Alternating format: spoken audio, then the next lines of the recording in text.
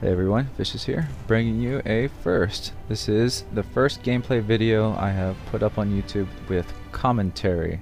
So, please give me some feedback after you've watched and let me know if you prefer the commentary style videos or the plain Jane, just game footage. So what we're seeing here today is Prince of Persia, The Forgotten Sands for the PC. You're going to notice the incredibly wide aspect ratio, and that's because this is recorded with a triple monitor setup using ATI Eyefinity. Original resolution was 6004 by 1200, and I resized it to 1920 by 386 so that you can see it on YouTube and you can see it on a single monitor. So make sure you watch it in high definition and view it full screen so you can see what's going on. So the scene is from one of the last parts of the game. This is called the final climb. You're seeing me use some of the skills that you acquire as you go. Most notably in this area you'll see the water being frozen in time. It's one of your abilities. Whenever you use this ability, it's on a time limit. There's a small blue bar, if you notice the heads up display, and when that power is activated it's going down. So you have to be quick with what you're doing, but also your timing has to be perfect because a lot of these water obstacles themselves are timed. Sometimes there's water pouring out and sometimes the water stops. So if you don't time it just right, you'll be making one jump to the next and then you won't have anything to grab onto or land on.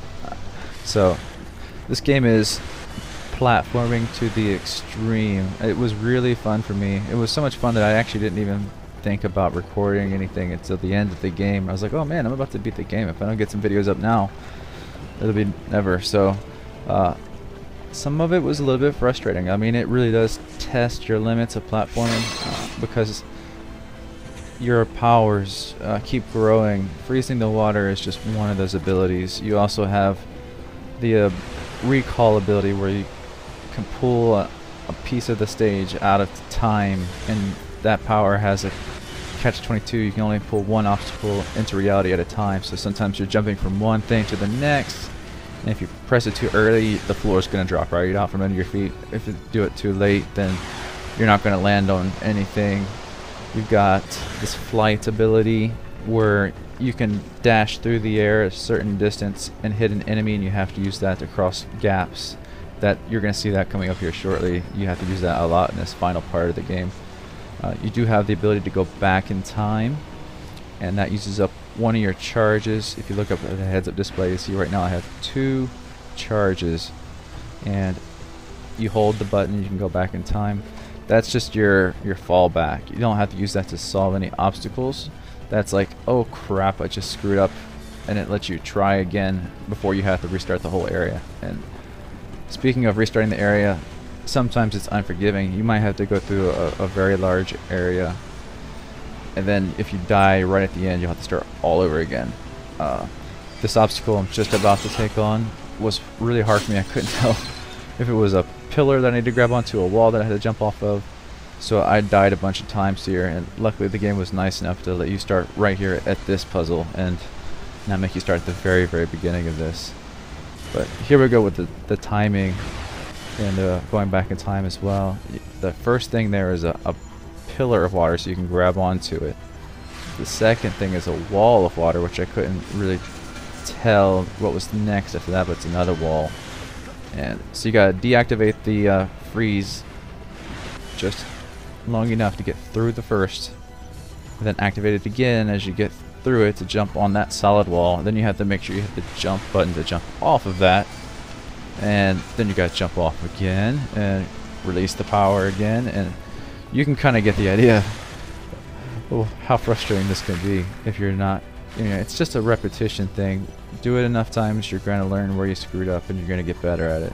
And the game was challenging, but never so hard that I was like, man, this is impossible. So I think it was really right there where it should be. Combat in this game was it was entertaining, but not really too in-depth. It's basically a button masher. Mash on that attack button, stay out of the enemy's faces. They attack pretty slow, so combat wasn't really the bigger part of this game. It was definitely the acrobatics, figuring out how to get through the stages, navigating the platforming obstacles. Good narration, good storyline. That does not follow the movie. It has its own plot. So the game was decently long. I think it took me 4 days to beat it, but I sat and played for a pretty good amount of time. If you like to explore a little bit more, or if you have little platforming experience, you're going to find it to be taking longer than that to finish it. There are some hidden things here and there, some sarcophaguses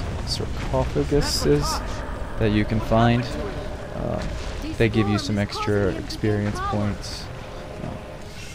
Onto experience points. There's actually an upgrade system in this game. When you kill enemies, you get some experience points, and when you get certain landmarks where you get enough points, you can go into the upgrade menu and choose your upgrade path. There's 4 magic powers. Heads-up display, you'll see a green gem that's lit up right now. It's because I just activated a power called Stone Armor.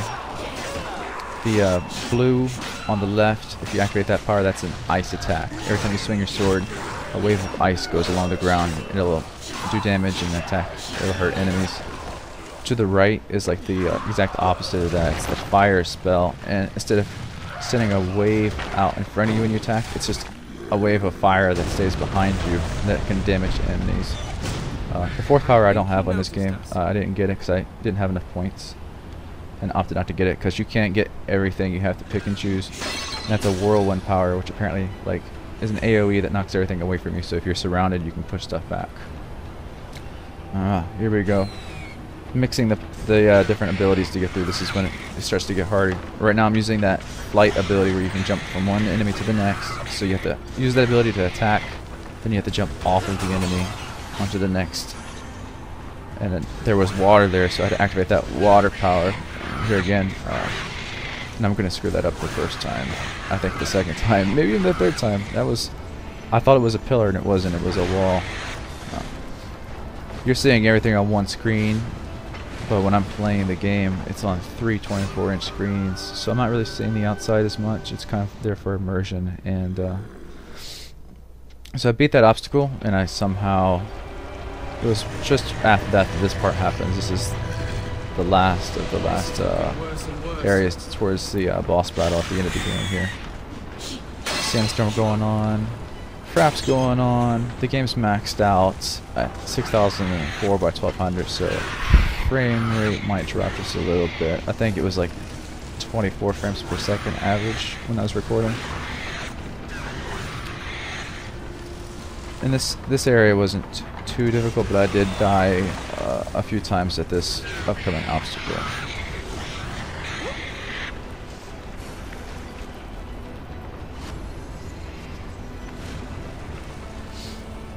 One thing I should note is that the camera angles, the game is pretty forgiving when it comes to the platforming aspect. If you miss a jump onto an obstacle by a little bit, it'll basically correct it for you. But what happens sometimes is you're trying to make a jump in one direction and you jump in the total different direction because the camera angle changed. And that is actually the most frustrating thing when it comes to the platforming. It's perfect platforming. All the obstacles are doable. Everything's laid out well. You know, get your timing down. But when the camera angle is what defeated you and not your own skill, it's just a frustrating experience.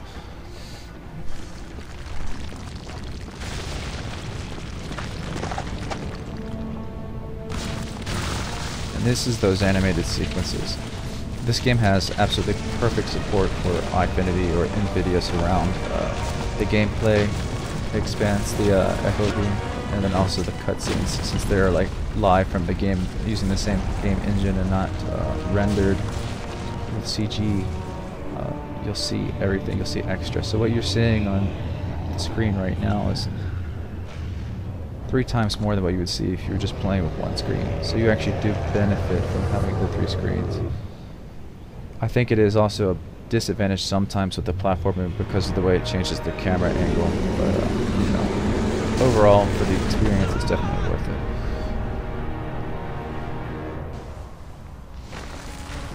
So here we are, at the end of the freaking world. If you guys saw that Dragon Hunter kids movie, that's what this reminds me of. It's like just everything's going crazy. You're flying through the air in the middle of a sandstorm and debris flying everywhere. The only difference is it's a giant demon that used to be your brother instead of a giant dragon. Once. At the end trying to kill you. Make it the last of its kind.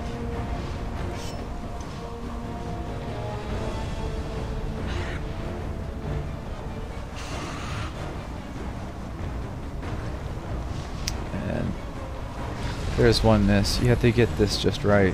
Again, you have to jump the right direction, and you have to be close enough for that power to activate. And I didn't even know if this guy was where I was supposed to go or just a part of the environment, like a decoration. So once I got figured it out, though, it was good to go.